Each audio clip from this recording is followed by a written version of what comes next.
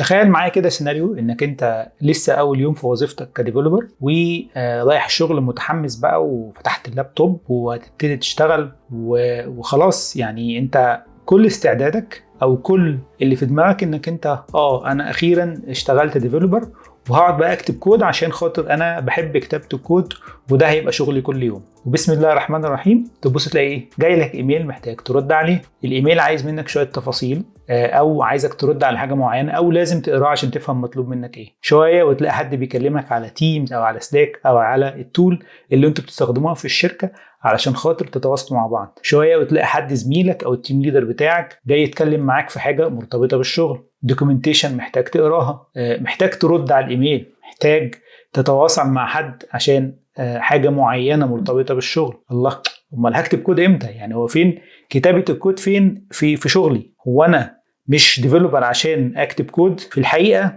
ان كتابة الكود هو جزء من شغل الديفلوبر ومش كل شغل الديفلوبر. هو اهم جزء، متفقين على كده، ولكن مش كل شغل الديفلوبر كتابة كود. وانا هقول لك ايه تاني في يومك كديفلوبر بياخد وقتك ومهم جدا تكون شاطر فيه ومهم جدا تعرف تتعامل معاه غير كتابة الكود. ما تنساش تشترك في القناة علشان تتابع كل الفيديوهات اللي انا بعملها بخصوص البرمجة او السوفت وير انجينيرنج بشكل عام. طيب نرجع لموضوعنا. ايه الحاجات التانية اللي في يوم الديفلوبر؟ الكوميونيكيشن دي واحدة من الحاجات اللي بتستهلك وقت اي حد شغال في اي فيلد عامة، والمبرمج بصفه اخص. انك ترد على الايميلات او انك تقرا الايميلات اللي جايه لك، انك تتواصل مع الناس على التيمز او على السلاك، دي بتاخد جزء كبير قوي من يومك الحقيقه. ولو انت ما عندكش الخبره الكافيه انك انت تتواصل في وقت معين او ترتب يومك بحيث انك يومك ما يستهلكش في الحاجات دي، هتلاقي نفسك بتضيع وقت كتير جدا ومش عارف تتعامل معاها. في تريكس كتير او في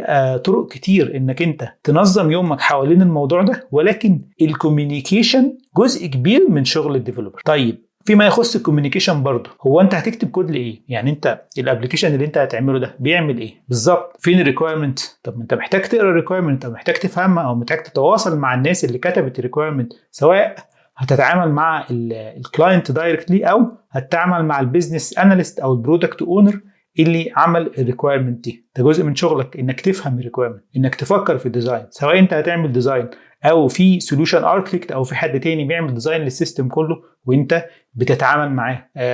كتابة الكود، بيجي كتابة الكود بعد تفاصيل كتير قوي الاول مرتبطة بفهم الريكويرمنت والتأكد انك انت فاهم صح وان الاوتكم اللي هيطلع منك هو اللي الناس فعلا متوقعاه. بيجي هنا جزء كتابة الكود، وكمان يومك او شغلك ما بيخلصش عنده. بعد ما يطلع الاوتبوت ده او بعد ما تعمل ابلكيشنز بتسلمه لحد، فيا بالدوكيمنت شغلك كويس تعمله دوكيومنتيشن، او بتقعد مع حد تفهمه اللي انت عملته دوت يتجرب ازاي وتتاكد اذا كان شغال صح ولا لا. وبالتالي كوميونيكيشن تاني بعد ما بتعمل الشغل ده. طيب يوم الديفلوبر او مهنتك كديفلوبر بتروح في ايه تاني غير الكوميونيكيشن او غير البروسيس المرتبطه ببدايه ونهايه السيستم ده او قبل ما تبتدي كودينج وبعد ما تخلص كودينج؟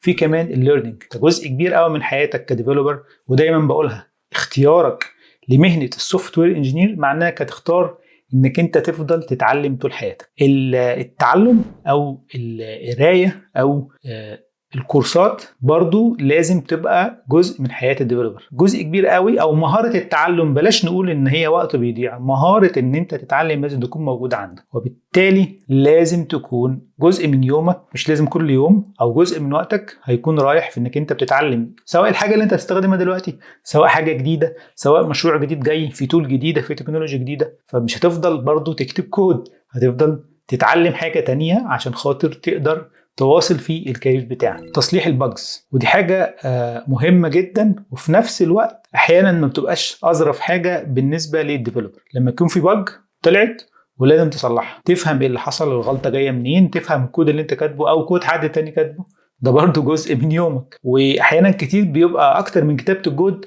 انك انت تصلح المشاكل اللي طالعه من البرودكت او السيستم اللي انت شغال عليه اصلا. وبالتالي صناعه حاجه جديده مش كل يوم، مش كل يوم هتبقى بتعمل كود يعمل حاجه جديده. احيانا كتير قوي هتكون بتصلح كتابه كود برضه، بس بتكون بتصلح حاجه موجود. يبقى الباجز كمان او مينتيننج، صيانه السيستم ده كمان حاجة هتلاقي نفسك وقتك بيضيع فيها كل يوم. نرجع تاني لفكرة الكوميونيكيشن برضو ونقول الاجتماعات. الميتينجز سلاح ذو حدين. ساعات بيبقى معاك تيم ليدر او مدير الشركة او حد معاك في التيم بيكون بيحب الميتينجز، التواصل الكتير، كل شوية عايز ميتينج.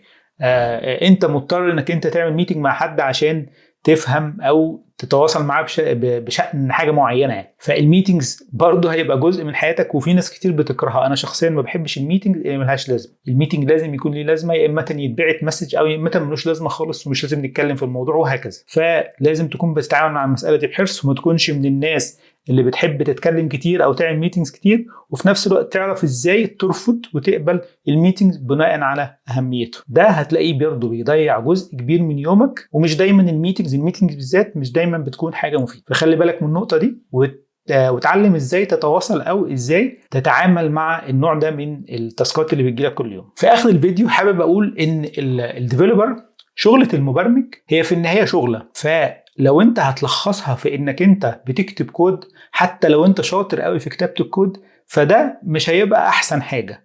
هي شغلانة مرتبطة بالناس اللي معاك، مرتبطة بالفاليو اللي انت بتقدمها، وبالتالي في حاجات كتير قوي غير كتابة الكود نفسها هتكون في يومك، ولازم تكون مستعد لده، ولازم تكون شاطر في التعامل مع ده. مهم قوي تكون عارف تتعامل مع التيم بتاعك، تتعامل مع العميل لو انت اتحطيت في موقف انك انت بتتعامل مع العميل دايركتلي، ترد على الايميلات، تنظم وقتك حوالين الحاجات الكتير دي، لان في الاخر انت المنتج بتاعك محتاجك انك تكتب كود، فلازم تكون عارف تنظم وقتك لده. كل المهارات دي بتيجي بالخبرة، ولكن محتاج تكون مستعد ليها الاول علشان خاطر ما تتصدمش لو رحت اشتغلت ولقيت نفسك مش كل يومك بيكون في كتابة الكود. شكرا انك انت سمعتني لاخر الفيديو، واتمنى يكون الفيديو عجبك. ما تنساش تشترك في القناة وتتابع كل الفيديوهات اللي جاية. سلام عليكم.